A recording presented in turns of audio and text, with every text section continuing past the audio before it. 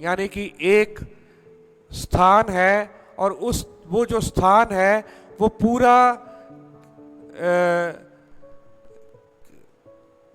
पूरा उसको सुरक्षित किया गया है। पर यदि कोई आंधी आई है या तूफान आया है, उस घर को कुछ नहीं हुआ, पर वो क्या हुआ, ऊपर से निकल गया, पास ओवर हो गया। सब बोलेंगे हालेलुया। तो पास ओवर जो है बड़ा अच्छा शब्द है इंग्लिश का, और मैं चाहता हूं कि स्टार्टिंग जो हम करेंगे वो यूहन्ना उसका 1 अध्याय और उसका 29 वचन से लेकर 34 वचन को हम पढ़ेंगे, क्योंकि मैं अभी उसको देख रहा था वचन को। तो यूहन्ना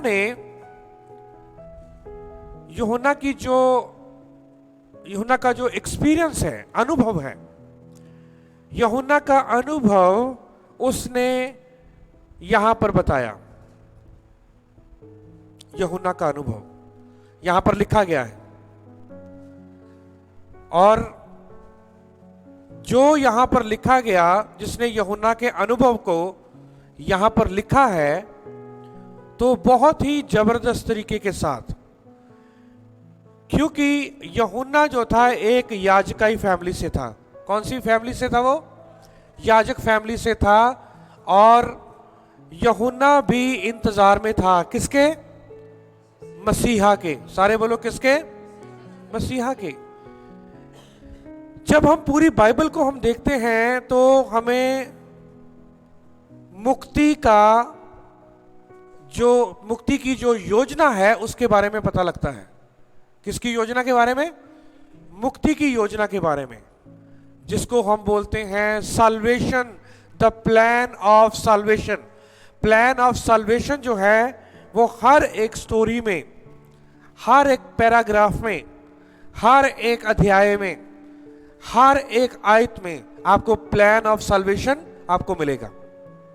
यानी कि मुक्ति की योजना, कैसे यहोवा ने मुक्ति की योजना की, और हजारों लाखों लोग जो थे उस बाट को क्या कर रहे थे? जो रहे थे, उसकी इंतजार में लगे हुए थे कि आप मसीहा आने वाला है, तो हम अपने आप को क्या करें? तैयार करें। तब भी मसीहा की इंतजार में लोग थे, आज भी मसीहा की इंतजार में कलीसिया है। तब भी मसीहा की इंतजार में लोग थे, मुक्तिदाते की इंतजार में लोग थे कि एक आएगा वो छुड़ाएगा। और आज भी कलीसिया इंतजार में है, अब छुड़ाएगा नहीं, अब हमें क्या करेगा? वो लेके जाएगा। छुड़ा तो दिया उसने, मुक्ति तो दे दी, लहू बहा दिया, सलीब के ऊपर सारा काम खत्म कर दिया, जी उठा यीशु मसीह, और जी उठ करके वो हमारे साथ वायदा करके गया और कवरनेंट बांध के गया कि जैसे तुम मुझे जाते हुए देखते हो वैसे ही मनुष्य के पुत्र को तुम तेज में आते हुए देखोगे। और यहोवा का वचन कहता है कि कलीसिया उसके साथ होगी, यानी कि वो हमें लेने के लिए दोबारा वो आएगा। सब बोलेंगे हालेलुया। तो मैं चाहता हूं कि 29 वचन को हम यूहन्ना उसका 1 अध्याय और उसका 29 वचन से मैं पढ़ूंगा। मैं चाहता हूं कि आप लोग इस बात को, जिनके पास बाइबल है ऑनलाइन, वो बाइबल अपने को खोलें और बाइबल को आप देखें और ये देखें क्या लिखा हुआ है। यहोवा के वचन में लिखा है, दूसरे दिन उसने यीशु को अपनी ओर आते देखकर कहा, देखो ये यहोवा का मेमना है। किसका मेमना है? यहोवा का मेमना है। दूसरे दिन पता क्या था? यानी कि ये यूहन्ना को कितने दिन हो गए थे बपतिस्मा देते हुए? 2 दिन। यानी कि पहले दिन भी वो बपतिस्मा दे रहा था कौन सी नदी में? यरदन नदी में। सारे बोलो कौन सी नदी में? और ये दूसरा दिन था, और दूसरे दिन यीशु मसीह वहां पर आए।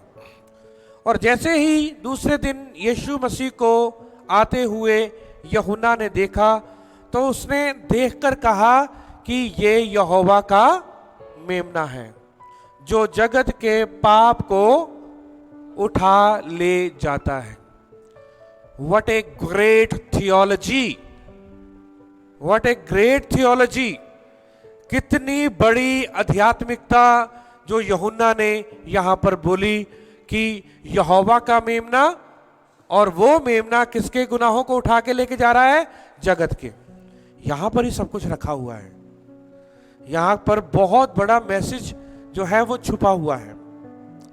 यूहन्ना ने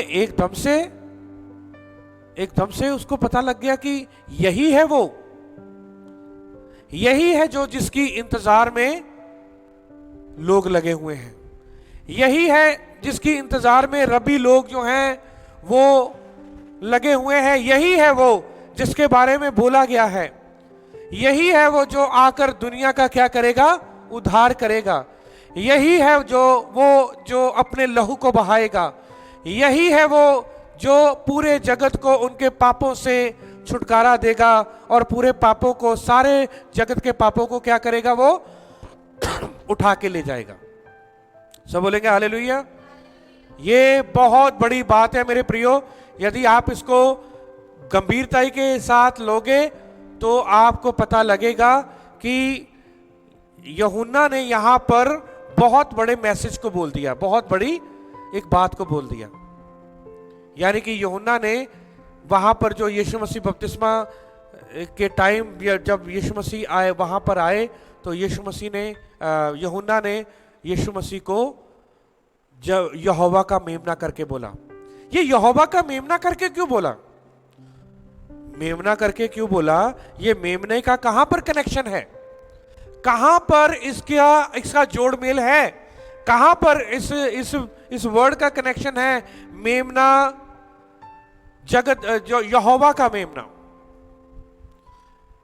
क्योंकि उसको पता था कि मैं ये जो शब्द बोलने के लिए जा रहा हूं, ये मेमना जो मैं वर्ड बोलने के लिए जा रहा हूं, इसका कनेक्शन जो है ये सदियों हजारों साल पहले इसका कनेक्शन हमारे पूर्वजों के साथ था। सारे बोलो, किसके साथ था? हमारे पूर्वजों के साथ मेमने का कनेक्शन है। और आज मैं आपको बताऊंगा वो मेमने ने अपने आप को कहा कि मैं मार्ग हूं, सत्य हूं, जीवन हूं। I am. सारे बोलो आई एम। इंग्लिश में बोलते हैं आई एम। मैं मार्ग हूं, मैं सत्य हूं, मैं जीवन हूं। सब बोलेंगे हालेलुया। तो 29 वचन में बहुत बड़ी बात यूहन्ना ने ये बोली, और 30 वचन में लिखा है ये वही है। फिर से कहा ये वही है। बड़ी इसका एम्फसाइज किया गया, इसमें बड़ा जोर दिया गया कि ये वही है जिसके विषय में मैंने कहा था। इसका मतलब यूहन्ना ने ये इस यीशु मसीह के बारे में जो यहां पर यूहन्ना के सामने आए हैं, इसके बारे में यूहन्ना ने पहले से ही लोगों को बता रखा था। इसका मतलब यूहन्ना आने वाले मसीहा के बारे में क्या कर रहे थे? प्रचार कर रहे थे। सब बोलेंगे हालेलुया। आज यूहन्ना का काम कौन कर रहा है? मैं, आप क्या कहते हैं वो आने वाला है? यूहन्ना ने क्या कहा था कि जिसके विषय में मैंने तुम्हें कहा था कि ये वही है जो आने वाला है। आज यूहन्ना का जो काम जो है, आपको, मुझे, मसीही लोगों को सौंपा गया है। और मैं आपको बताऊं कि जो मिनिस्ट्री, जो सेवकाई यूहन्ना को दी गई थी, और वही सेवकाई जो है उससे भी बढ़कर वो सेवा आपको, मुझे दी गई है। और इसलिए मैं और आप क्या हैं? बड़े सौभाग्यशाली लोग हैं। सब बोलेंगे हालेलुया। ये वही है जिसके विषय में मैंने तुम्हें कहा था कि एक पुरुष मेरे पीछे आता है जो मुझसे श्रेष्ठ है, क्योंकि वह मुझसे पहले था। हालेलुया। पर उम्र में देखा जाए तो यूहन्ना क्या था? यूहन्ना क्या था? यीशु मसीह से बड़ा था। यूहन्ना क्या था? यीशु मसीह से 6 महीने बड़ा था। पर यूहन्ना ने यहां पर एम्फसाइज किया, यीशु मसीह के बारे में बताया कि यीशु मसीह मेरे से वो बड़ा है, क्योंकि वह मुझसे पहले था।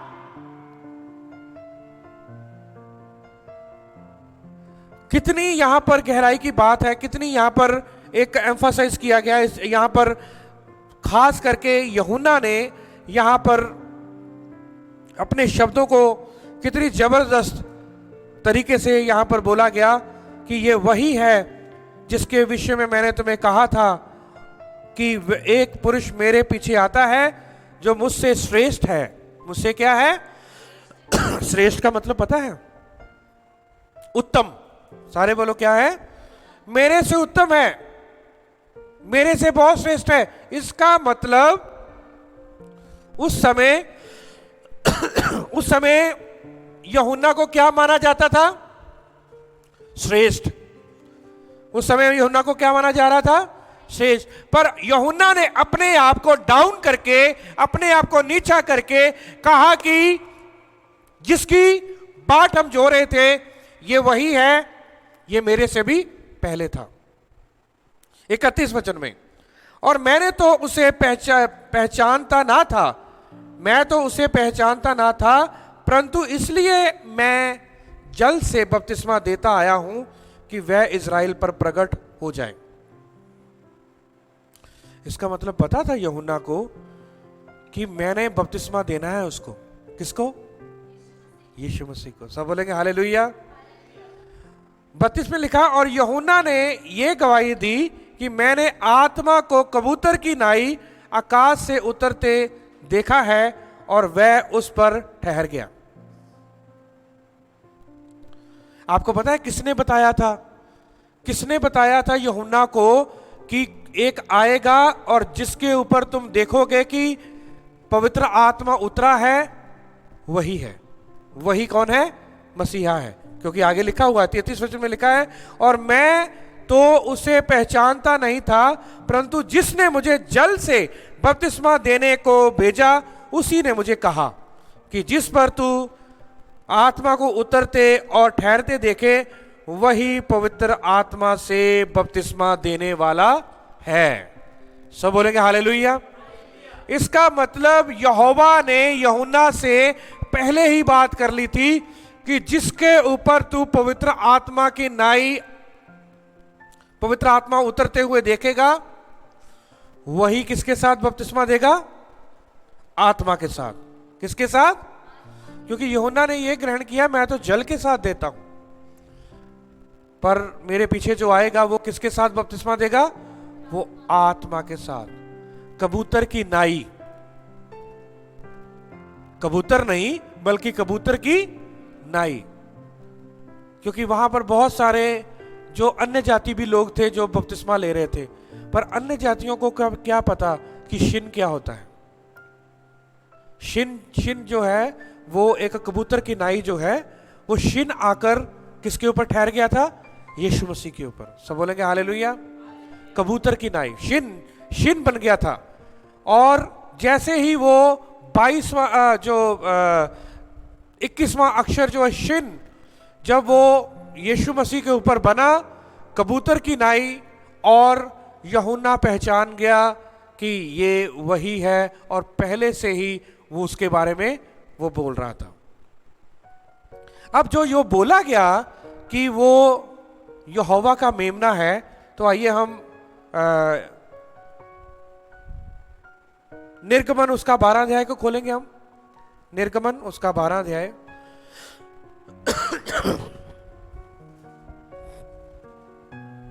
निर्गमन उसका 12 अध्याय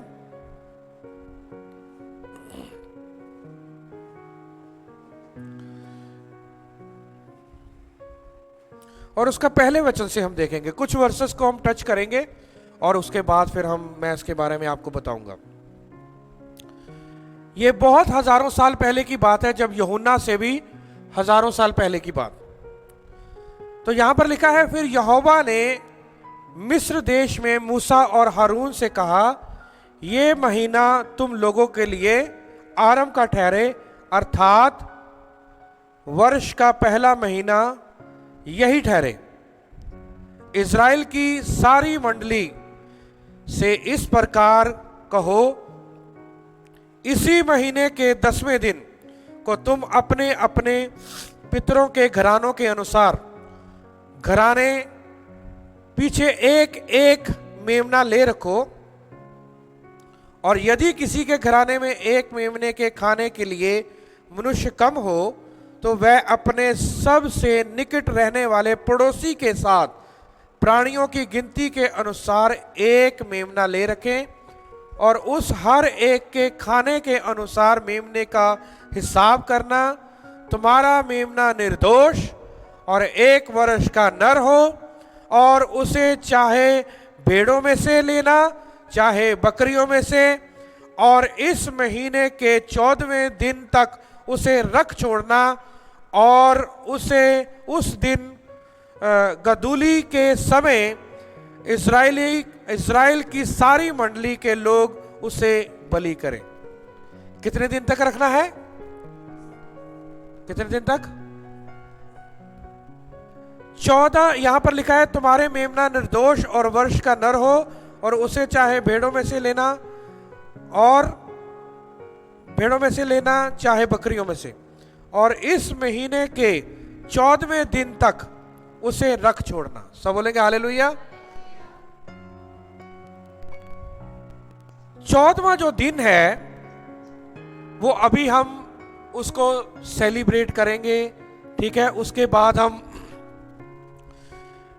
जो पसाख का जो दिन है, उस दिन यीशु मसीह को जो सलीब के ऊपर चढ़ाया गया। सब बोलेंगे हालेलुया। पसाख के दिन यीशु मसीह को सलीब के ऊपर चढ़ाया गया।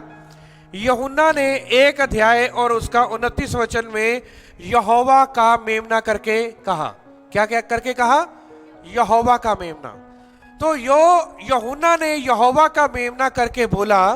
अब हम उसको निर्गमन उसका 12 अध्याय में हम मेमने को देख रहे हैं, और वो मेमने को कैसे लेना है, कब तक रखना है, कैसे उसको तैयार करना है, कैसे इजरायली मंडली को बोला गया, कैसे उसको परिवार के साथ या पड़ोसियों के साथ उसको खाना है, कैसे सब कुछ करना है, ये सारा कुछ यहां पर लिखा गया। 7 वचन में लिखा है तब वह उसके लहू में से कुछ लेकर जिन घरों में मेमने को खाएंगे उनके द्वार के दोनों अलंगों और चौखट के सिरे पर लगाएं। सब बोलेंगे हालेलुया। मेमने का क्या लगाना है? लहू। सारे बोलो मेमने का क्या लगाना है? जो मेमने को लेके रखने के लिए बोला गया और इज़राइल की मंडली के सामने उसको काटने के लिए बोला गया, और उसी का लहू अलंगों में, चौखटों में, दरवाजों में लहू को लगाना है। और ये विधि यहोवा के द्वारा बताई गई थी। ये विधि किसके द्वारा बताई गई थी? कहां पर बताई गई थी? गुलामी में। कहां पर बताई गई थी?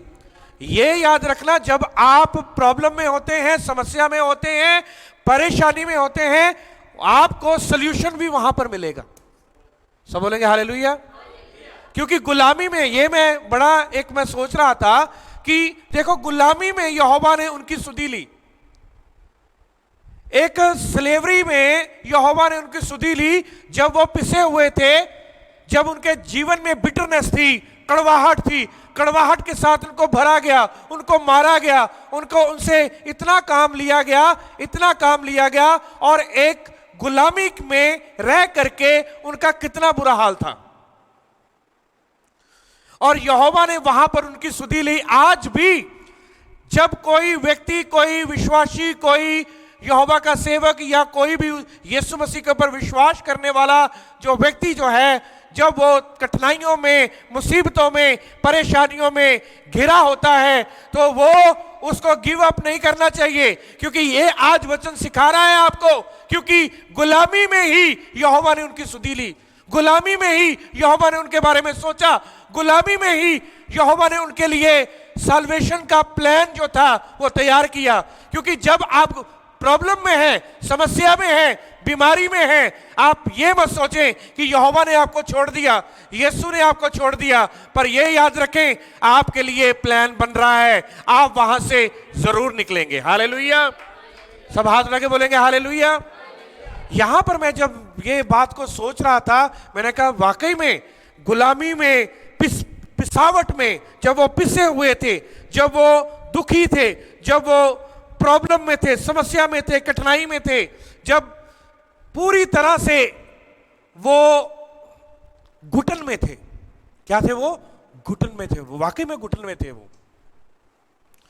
तभी उसी समय यहोवा ने उनकी क्या ली? सुधि ली। तैयार कर रहा है। कितना देखो, कितना अपने बच्चों के बारे में सोच रहा है। मेमना लेना, अंदर जाना, चौखटों पे उसका लहू लगाना, कैसे तैयार करना, कैसे देखो कितना यहोवा भला है, कितना क्या है यहोवा भला है। और इजरायली लोगों के लिए कितना वो जो कार्य करने के लिए वो है। रहने तो चलाने के लिए, तुम बैठ जाओ, रहने तो चलाने के लिए बहुत सही है। सब बोलेंगे हालेलुया, सब हाथ उठा के बोलेंगे हालेलुया। तो लिखा है 8 वचन में, और वह उसके मांस को उसी रात आग में भूनकर अखमीरी रोटी और कड़वे साग पत के साथ खाएं। किसके साथ? अखमीरी रोटी। खमीर जो है घर से निकलना चाहिए। खमीर जो था घर से निकालना है, अखमीरी रोटी के साथ खाना है। क्योंकि वो अपने घर में क्या रखते थे? खमीर रखते थे। क्या रखते थे? खमीर रखते थे। किसी में कपड़े में बांधकर, कभी किसी कहीं ना कहीं उनके बर्तनों में कहीं ना कहीं मिला होता था, क्योंकि वो खमीर जो था वो डालते थे अपने गूंदे हुए आटे में। सब बोलेंगे हालेलुया, क्योंकि वही रोटी खाते थे वो।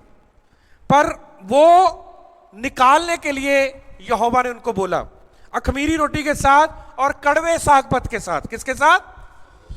कड़वे का साग पत के साथ तुमने मेमने को खाना है, अखमीरी रोटी के साथ खाना है, कमर बांध के खाना है, हाथ में लाठी लेकर खाना है, फुर्ती के साथ खाना है। इस बात के लिए यहोवा ने उनको बोला, खुद बोला।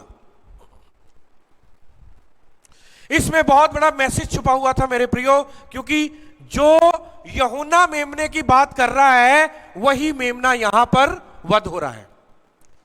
पर उसकी छवि जो है या उसकी शैडो जो है हम यहां पर देखते हैं। पर एक दिन ऐसा आया, यूहन्ना 1 अध्याय उसका 29 वचन में, वो जो मेमना यहां पर वध हुआ था, यहां पर तो शैडो थी, पर वहां पर आकर वास्तविकता में वो मेमना खड़ा हो गया। सब बोलेंगे हालेलुया। वो मेमना जैसे ही आकर खड़ा हुआ, यूहन्ना को पता था कि इसको वध किया जाएगा, इसको मारा जाएगा, इसको सलीब के ऊपर चढ़ाया जाएगा, इसके हाथों पांव में कील ठोके जाएंगे, इसके पसली पर भाला कोपा जाएगा, इसके सर पर कांटों का ताज डाला जाएगा, ये एक सलीब उठा के चलेगा और ये सारे जगत के पापों को मिटाने के लिए इसको ठहराया गया है। ये वही मेमना है, ये वही मेमना है जिसको मूसा को और हारून को इस्राएलियों को बताने के लिए बोला गया था। ये वही मेमना है, ये वही मेमना है। और ये वही मेमने का लहू होगा जो चौखटों में लगाने के लिए बोला गया है, जो यीशु मसीह आने वाले दिनों में वो पूरे जगत के लिए बहाएगा। क्योंकि यदि यूहन्ना ने ये साबित कर दिया था कि ये वही है, ये वही मेमना है, जब उसने कहा ये वही है, तो किसकी ओर इशारा कर रहा था आपको पता है? ये अध्याय की तरफ, ये अध्याय की तरफ यह इशारा करता है। ये वही है, ये वही मेमना है। और जब खाने के लिए बोला गया, भूज करके खाने के लिए बोला गया, और फुर्ती के साथ और कमर बांध करके इसको खाने के लिए बोला गया, जूते डाल के, हाथ में लाठी लिए हुए, फुर्ती के साथ। और लिखा है 11 वचन में, ध्यान से पढ़ना, जितने भी मेरे ऑनलाइन बहन भाई वॉच कर रहे हैं और जो इसको देखेंगे, 11 वचन में लिखा है, निर्गमन 12 अध्याय उसका 11 वचन में, और उसके खाने की यह विधि है, कमर बांधे, पांव में जूते पहने और हाथ में लाठी लिए हुए उसे फुर्ती से खाना, वह तो यहोवा का पर्व होगा। सब बोलेंगे हालेलुया। वह क्या होगा? यहोवा का पर्व होगा। पहले पर्व में ही, फर्स्ट फेस्टिवल में, फीस्ट में ही यहोवा ने उनको क्या किया? छुटकारा दे दिया। सब बोलेंगे हालेलुया। उनको बचा लिया फर्स्ट फेस्टिवल में ही, फर्स्ट फीस्ट में ही। ये पहला पर्व था योम पसाख। सारे बोलो क्या था ये? योम पसाह, पसाह का पर्व। सारे बोलो कौन सा पर्व? पसाह का पर्व, पास ओवर जिसको बोलते हैं। तो यहोवा ने कहा ये यहोवा का पर्व होगा। किसका पर्व होगा? ये यहोवा का पर्व होगा। हम और ही पर्व मनाई जा रहे हैं, हम और ही पर्व मनाई जाते हैं।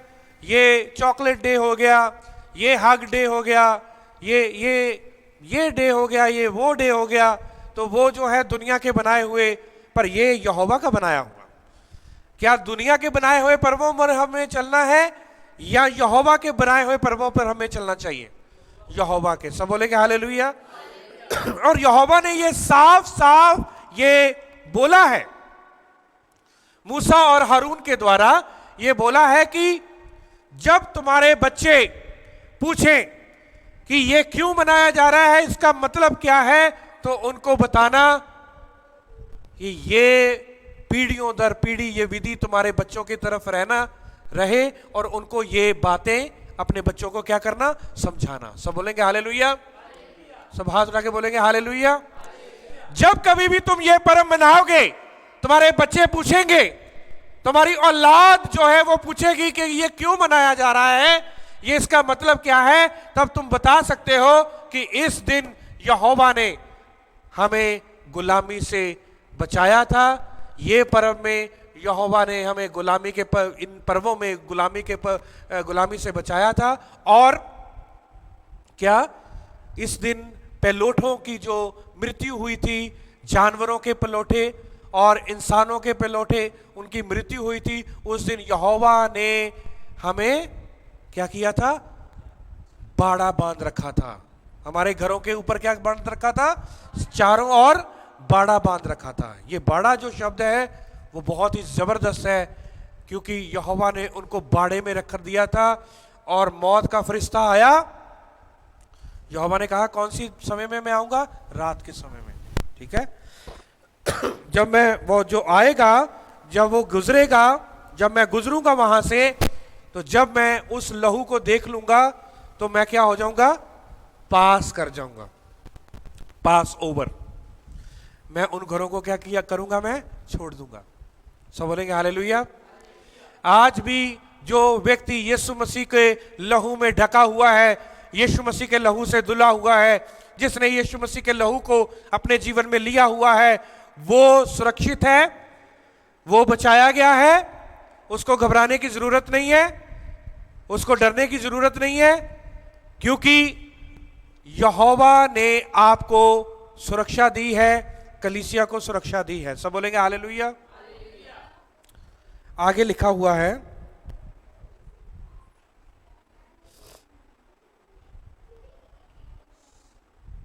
तेरह वचन में, और जिन घरों में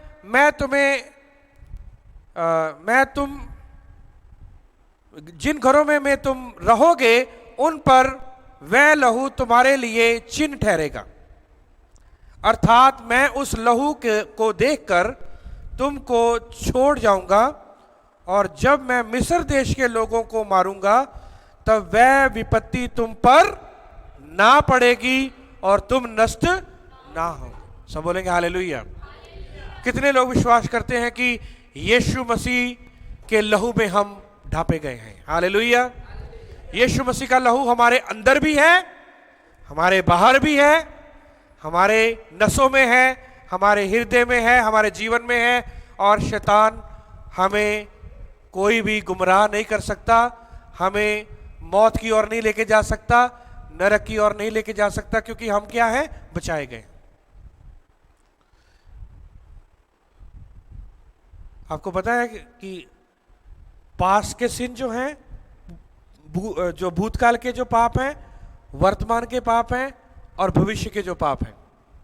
यह आपको अटपटी सी बात लगेगी कई लोगों को कि भविष्य के पाप, इसका मतलब कोई बात नहीं, जितने मर्जी पाप कर ले हम, भविष्य के पाप भी तो माफ किए।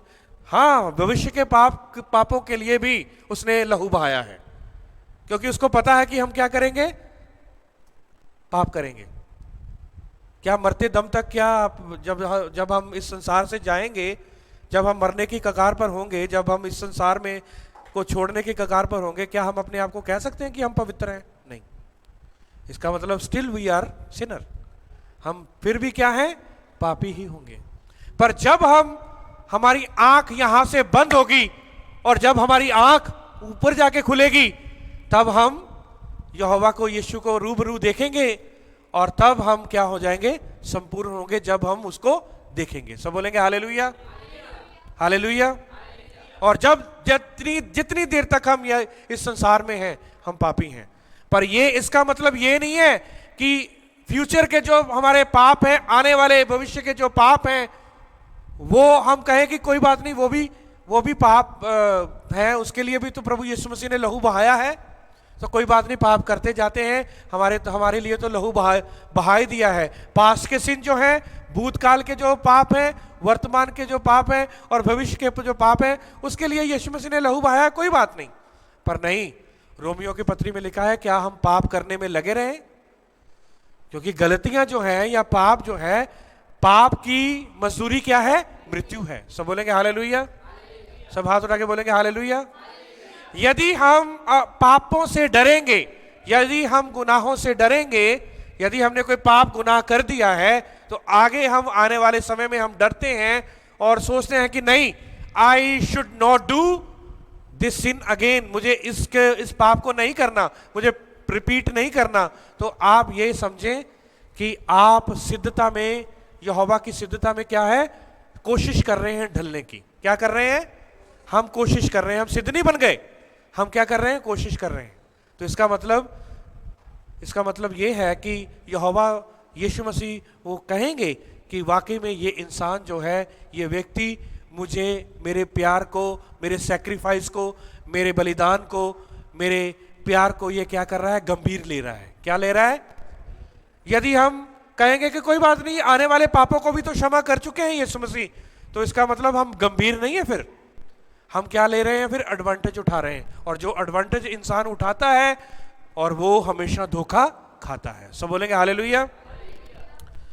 तो लिखा हुआ है 14 वचन में, और वह दिन तुमको स्मरण दिलाने वाला ठहरेगा और तुम उसको यहोवा के लिए पर्व करके मानना, और वह दिन तुम्हारी पीढ़ियों में सदा की विधि जानकर पर्व माना जाए। सब बोलेंगे हालेलुया, सब हाथ उठा के बोलेंगे हालेलुया।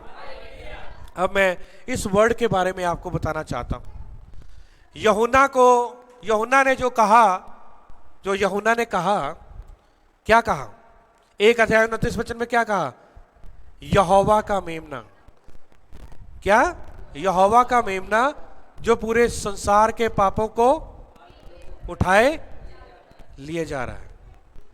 और 30 वचन में लिखा है, ये वही है। क्या है? ये वही है। ये वही है का मतलब कहने का, जो 12 अध्याय में जो मेमना काटा गया है, परिवारों को बोला गया मेमने को काटने के लिए, और इजराइलियों की भीड़ में, इजराइलियों की मंडली में काटने के लिए बोला गया, ये वही मेमना है जिसकी छाया तुम लोगों ने देखी थी, जिसकी शैडो तुम लोगों ने, परछाई तुम लोगों ने देखी थी। पर आज वही मेमना वास्तविकता में तुम्हारे बीच में आकर क्या है? खड़ा हो चुका है। अब इसको तैयार करना है, इसके ऊपर हाथ रखना है, क्योंकि यूहन्ना ने क्या रखा? उसके ऊपर हाथ रखा, उसको बपतिस्मा दिया। यानी कि मेमने के ऊपर भी हाथ रखा जाता था, उसमें कोई दाग और झुर्री नहीं हो। कहने का मतलब, हाथ रखने का मतलब कि अब ये क्या हो गया? सैक्रिफाइस के लिए तैयार हो रहा है, हो गया। अब ये सैक्रिफाइस होगा जब आप भी बपतिस्मा लेते हैं। जब आपने बपतिस्मा लिया, मैंने बपतिस्मा लिया, ये याद रखना, हम भी उसी वाचा में आए हैं कि हमने भी ये प्रण लिया, ये तय किया, ये मंगनी की कि मैं अपने यहोवा के लिए मर मिटने के लिए, यीशु के लिए मर मिटने के लिए मैं तैयार रहूंगी और तैयार रहूंगा। सब बोलेंगे हालेलुया। तभी तो ये बपतिस्मा वही है, ठीक है? बपतिस्मा वही है कि हमें भी, जो बपतिस्मा लेते हैं ना, उनको एक बात जरूर याद रखनी चाहिए कि कहीं पर उनको यीशु मसीह के लिए मरना पड़ जाए, यीशु मसीह के लिए बलिदान देना पड़ जाए, तो हंसते हंसते बलिदान देना है।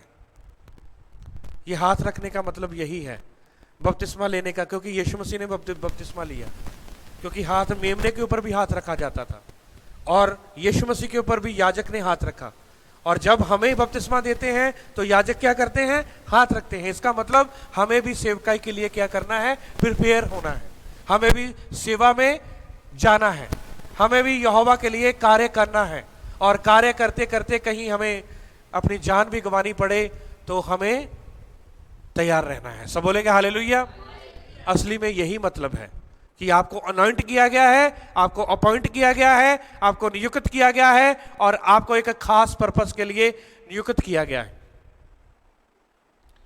अब ये जो वर्ड है एलफ, नून और काफ और योद, ये जो चार जो शब्द हैं इसको बोलते हैं अनोखी। क्या बोलते हैं? अनोखी। ठीक है। और कई बार ब्रदर संजय बोलते हैं वो एक वर्ड अन्ना की अडनोई। ठीक है। अन्ना की अडनोई का मतलब क्या है? एक ही यहोवा है। सब बोलेंगे हालेलुया। ये अनोखी वही है, आई एम, मैं एक ही यहोवा हूं, मैं ही यहोवा हूं। अन्ना की अडनोई, मैं एक ही यहोवा हूं। तो ये वही शब्द है जिसके बारे में मैं आपको अभी ये जो बता रहा हूं, ये निर्गमन उसका 20 अध्याय में आप इस वर्ड को देखेंगे। यही शब्द जो है वो यूहन्ना ने भी यूज किया है। ठीक है। यूहन्ना की अंजील में या यूहन्ना की किताब में यूज किया गया है। वो कहां पर यूज किया गया है? यूहन्ना 14 अध्याय उसका 6 वचन में। मैं चाहता हूं कि ये जो पहले अन्ना की अडनोई जो है, अनोखी, ये जो शब्द है निर्गमन 20 अध्याय उसका 2 वचन पढ़े। कि मैं तेरा परमेश्वर यहोवा हूं जो तुझे दासत्व के घर अर्थात मिस्र से निकाल लाया। सब बोलेंगे हालेलुया। मैं तेरा यहोवा हूं जो तुम्हें दासत्व के घर से, दासत्व के या गुलामी के, मैंने आपको बोला ना गुलामी में ही यहोवा ने आपकी सुधि ली, मेरी सुधि ली। कठिनाई में ही यहोवा ने मेरी और आपकी सुधि ली। जब हम पापी ही थे तभी यहोवा ने मेरी और आपकी सुधि ली। तो इंग्लिश में बड़ा बहुत बढ़िया लिखा है यहाँ पर, जैसे ब्रदर संजय ने भी बहुत अच्छा पढ़ा है हिंदी में। और Exodus chapter 20 verse 2, I am the Lord thy God which have brought thee out of the land of Egypt, out of the house of bondage और स्लेवरी। ठीक है। कि मैं तुम्हारा यहोवा हूं जो तुम्हें दासत्व के घर से अर्थात मिस्र से मैं ही तुम्हें निकाल कर लेकर आया था। कब? जब मेमना वहां पर वध हुआ था। कब? जब यहोवा ने उनको मूसा और हारून के द्वारा इजरायलियों को बोलने के लिए बोला था कि मेमने का लहू कहां पर लगाना है? चौखटों पर लगाना है। कैसे मेमने को खाना है? परिवार के साथ खाना है, कमर बांध करके, पांव में जूते लेकर के, हाथ में लाठी लेकर के, ये सारी तैयारी है। और कैसे खाना है? फुर्ती के साथ। सब बोलेंगे कैसे खाना है? फुर्ती के साथ, जल्दी खाना है। कहीं ऐसा ना हो कि कोई शैतान जो है वो आपकी जिंदगी में या कोई कार्य कर जाए। तभी जब यहां पर आप आते हो, फुर्ती के साथ करने का मतलब क्या है? कि जब यहां पर आते हो, कोई भी वर्ड जो भी वेदी से वहां पर जाता है, यहां पर जाता है, यहां पर जाता है, वहां पर जाता है, वेदी से कोई भी शब्द जाता है, उसको जल्दी से क्या करना है? कैच करना है। कई बड़े है कि कई बार वो लिखते हैं, वो अपने नोट्स बनाते हैं, कोई शब्द जो है पादरी साहब का छूट ना जाए। यही तो है फुर्ती, फुर्तीले। जब भी कभी कहा जाए कि बाइबल को इतनी अध्याय इतना खोलो, जल्दी से खोल, कहीं जल्दी से खोलकर, जल्दी कंपटीशन भी, कई चर्चों में कंपटीशन होता है, तो वो बहन पढ़ रही है, वो भाई ने पढ़ दिया, वो ऐसे पढ़ दिया, वो जल्दी जल्दी से पढ़ देते। इसका मतलब क्या है? एक्टिव, फुर्ती। सब बोलेंगे हालेलुया। तो हमें फुर्ती बनाए रखनी है अपनी जिंदगी में, एक्टिवनेस बनाए रखना है कि जब भी यहोवा का वचन वेदी से जाए, कोई भी वचन छूट ना जाए, कोई भी वचन आपसे छूटे ना। आपने अलर्ट रहना है, आपने सावधान रहना है। लाठी का मतलब जो है, आपने बिल्कुल अलर्ट रहना है, आपने अधिकार रखना है अपने आप में कि ये जो वचन मेरे पास आ रहा है, ये मेरा अधिकार है। ये मेरा क्या है? अधिकार है। ये यहोवा का वचन मेरे पास आ रहा है, ये मेरा अधिकार है। और मैंने इसको, जैसे मेमने को कैसे खाने के लिए बोला था? पाँव में जूती डालकर। पाँव में जूती डालकर का मतलब पता क्या है? ये सुसमाचार का, इसका मतलब ये है कि आपने वो पाँव में जो जूती डाली है वो सुसमाचार का की जूती है, सुसमाचार की आपने जो है प्रण लिया है, क्योंकि आप उसी कदमों से आप जाओगे और जाकर वो वचन किसको बताओगे? आप लोगों को बताओगे। सब बोलेंगे हालेलुया। ये जूती डालने का मतलब यही है, सुसमाचार। तो ये जो अनोखी जो शब्द है, ठीक है, कौन सा शब्द है ये? सारे बोलो कौन सा शब्द है? और ये अनोखी जो शब्द है ये बाइबल में बार बार आया है, बहुत बार आया है, पुराने नियम में भी और नए नियम में भी। क्योंकि नया नियम जो है वो इब्रानी से ही लिखा गया है। कई कहते हैं कि वो ग्रीक में था, पर पहले सबसे पहले किस में था? वो इब्रानी में ही था। सब बोलेंगे हालेलुया। तो जहां पर जो यूहन्ना 14 अध्याय उसका 6 वचन में आया है ना, मैं मार्ग हूं, सत्य हूं और जीवन है, वहां पर भी अनोखी वर्ड ही आया है। कौन सा वर्ड आया है? अनोखी। सब बोलेंगे हालेलुया। सब हाथ उठा के बोलेंगे हालेलुया। तो ये जो शब्द जो है यूहन्ना ने यीशु मसीह के लिए भी यूज किया। यही शब्द जो है यूहन्ना ने यीशु मसीह के लिए यूज किया, क्योंकि जो अनोखी जो है ये वही है। ये कौन है? वही है। वही जो शब्द आया है ये वही है। ये अनोखी शब्द यीशु मसीह के लिए यूज किया गया। सब बोलेंगे हालेलुया। क्योंकि वो जो शब्द जो कहा गया, जो निर्गमन 20 अध्याय उसका 2 वचन में, कि मैं तुम्हारा यहोवा तुम्हें दास्तव के घर से ले आया जो मिस्र कहलाता है, मिस्र से मैं तुम्हें लेकर आया हूं। तो मेरे प्रियो कि यीशु मसीह ही मार्ग है, सत्य है और जीवन है। हमारा जो चर्च जो है, कलीसिया, इस बात पर टिकी रहे, बनी रहे कि हमें यीशु मसीह में बने रहना है और सुसमाचार के जूते हमारे होने चाहिए, हमारे हाथ में लाठी रहनी चाहिए, हमारी फुर्ती रहनी चाहिए, हमें कमर बांधे रखना है। कमर बांधे रखने का मतलब है हमेशा अलर्ट रहना, हमेशा तैयार रहना, कोई भी काम करने के लिए, यहोवा के कामों के लिए हमें तैयार रहना, क्योंकि यहोवा ने कहा है मैं तुम्हारा यहोवा तुम्हें दास्तव के गुलामी के घर से तुम्हें निकाल कर लेकर आया हूं। हालेलुया। और उसका हमारे ऊपर बहुत बड़ा कर्ज है। आपने क्या सोचा या मैंने क्या सोचा कि वो कर्जा उतर गया? वो कर्जा हम कभी नहीं उतार सकते, क्योंकि पौलुस कहता है कि उसने हमें लहू बहाकर क्या किया है? खरीद लिया है। क्या किया है? खरीद लिया है। तो लहू की कोई कीमत दे सकता है? कोई भी नहीं दे सकता। सब बोलेंगे हालेलुया। उसके लहू की कीमत कोई भी नहीं दे सकता। मैं और आप उसका कर्जा कभी नहीं चुका सकते। हम उसके हैं और ये अच्छी बात है कि हम उसके दास बन के रहें, हम उसके गुलाम बन के रहें, हम उसके सेवक बन के रहें, हम उसके बेटी बेटियां बनकर रहें, हम उसके दास, हम अपने उसके सेवक बन के रहें, क्योंकि वही मार्ग है, वही सत्य है और वही जीवन है और वही अनोखी है, वही अन्ना के अडनोई है और उसके बगैर कोई भी नहीं है। सब बोलेंगे हालेलुया। और उसी के द्वारा हम कहां पर प्रवेश कर सकते हैं? स्वर्ग में। तो यहोवा इस वचन के द्वारा मेरे प्रियो आप सबको आशीष और बरकत दे।